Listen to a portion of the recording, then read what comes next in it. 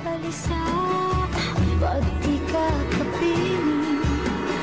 Bawat sandali, mahalaga sa atin.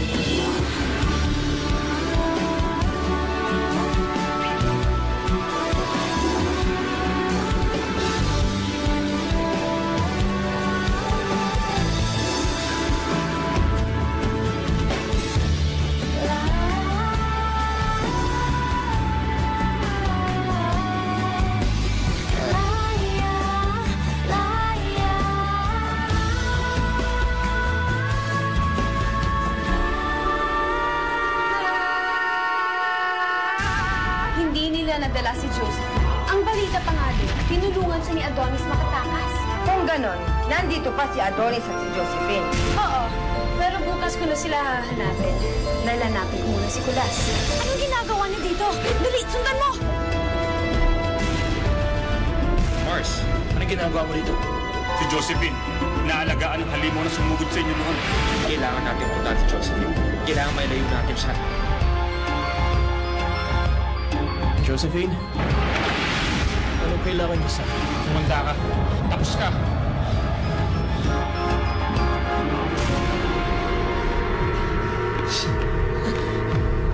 Alam mo, mabait naman kami. Hindi ka namin sasaktan. Basta sumuko ka lang. Teka. Kulas, ba't masusukuin mo pa yan? Dapat tapusin ito eh.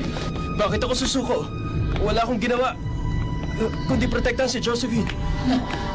Ang kapal ng mukha mo? Ako ang taga-protekta ni Josephine. Hoy, anong ikaw? Ako? Ayun ka na naman eh.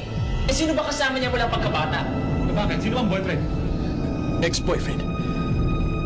Hindi mo nga siya pinagtanggol sa opisina. Teka, anong nalaman yan? Basta. Hindi ko siya pinabayaan. Eh mas lalo naman ako. Alam niyo, sagtatan tayo sa tatan eh. Tirahin na natin to.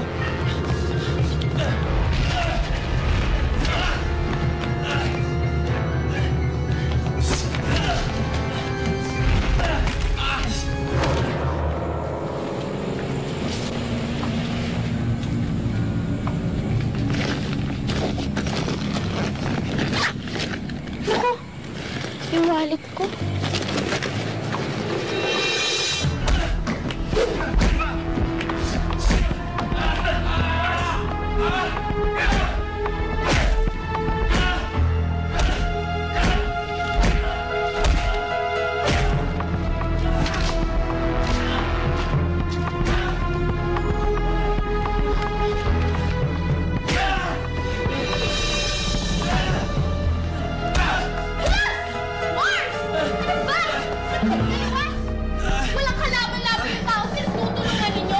Josephine, makinig ka sa amin.